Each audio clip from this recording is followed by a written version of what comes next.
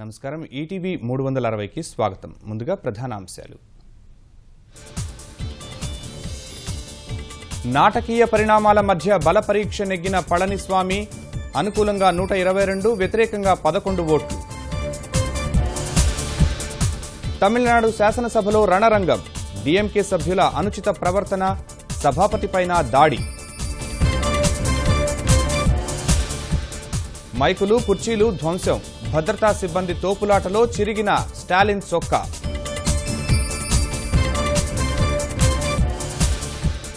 ముందస్తు ఖరీఫ్తో 3 పంటలు, పండ్ల తోటల అభివృద్ధికి సీఎం ప్రణాళిక.